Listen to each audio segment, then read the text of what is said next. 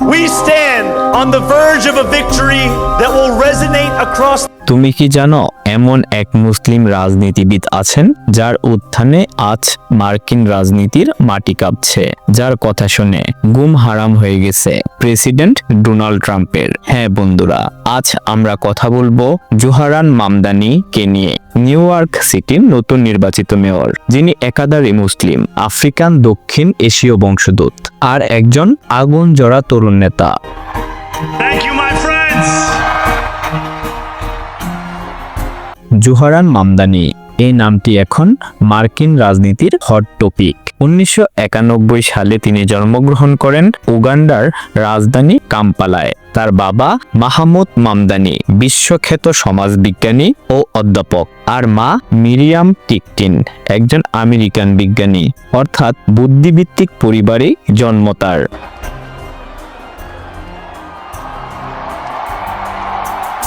ছোটবেলাতেই তাদের পরিবার আমেরিকায় চলে আসে। বড় হয়েছেন নিউ ইয়র্ক সিটির কুইন্স এলাকায়, যেখানে দারিদ্র্য, জাতিগত বৈষম্য আর অভিবাসী জীবনের সংগ্রাম সব তিনি নিজের চোখে দেখেছেন। সেখান থেকেই জন্ম নেয় সমাজ বদলের স্বপ্ন। Turn the volume up. Zohran পড়াশোনা করেছেন বাউডিন কলেজে, পড়েছেন আফ্রিকান স্টাডিজ নিয়ে। ছাত্রজীবন থেকে তিনি সক্রিয় ছিলেন বর্ণবাদ, অর্থনৈতিক বৈষম্য আর অভিবাসীদের অধিকার নিয়ে। তিনি শুধু রাজনীতিবিদ নন, একজন কমিউনিটি অর্গানাইজার, যিনি মানুষের পাশে দাঁড়িয়েছেন যখন সরকার চুপ থেকেছে।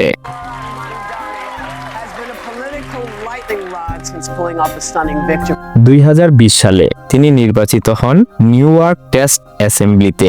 মাত্র 29 বছর বয়সে তিনি হয়ে ওঠেন রাজনীতির নতুন চেহারা। তার স্লোগান ছিল, আমরা শুধু রাজনীতি করতে আসিনি, আমরা মানুষকে ক্ষমতায় আনতে এসেছি। তিনি ডেমোক্রেটিক সোশ্যালিস্ট, অর্থাৎ এমন এক রাজনীতির প্রতিনিধি যেখানে সরকার ধনীদের নয়, সাধারণ মানুষের পাশে দাঁড়াবে। তার সবচেয়ে জনপ্রিয় পরিকল্পনাগুলোর মধ্যে ছিল free bath service, universal child care, ধনীদের উপর কর বাড়ানো, গরিবদের সহায়তা।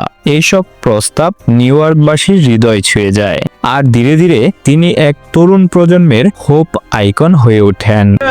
When we launched this campaign on a cold October evening, 2025 সালে তিনি ঘোষণা দেন নিউ ইয়র্ক সিটির মেয়র প্রার্থী হবেন। অনেকেই ভেবেছিল অসম্ভব, কারণ তার প্রতিদ্বন্দ্বী ছিলেন সাবেক গভর্নর অ্যান্ড্রু কুয়ামো। কিন্তু ফলাফল দেখে সবাই হতবাক। জোহরান মামদানি জয়লাভ করেন বিপুল ব্যবধানে। ইতিহাসে প্রথমবারের মতো নিউ ইয়র্ক সিটি পেল এক মুসলিম মেয়র, যিনি একই সাথে আফ্রিকান ও দক্ষিণ এশীয় বংশোদ্ভূত। সেই রাতেই সারা বিশ্বজুড়ে খবর ছড়িয়ে পড়ে।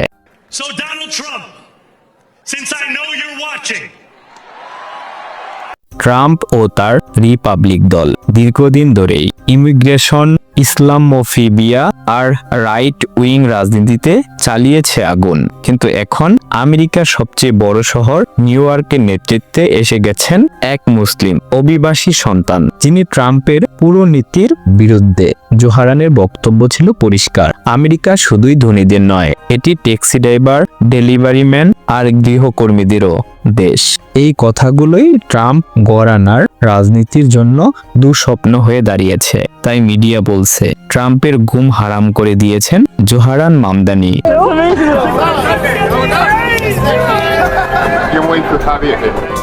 জোহরান ঘোষণা দিয়েছেন তিনি এমন একটি নিউ ইয়র্ক গড়বেন যেখানে কেউ গৃহহীন থাকবে না, যেখানে শিক্ষা, চিকিৎসা, পরিবহন সবার জন্য উন্মুক্ত থাকবে।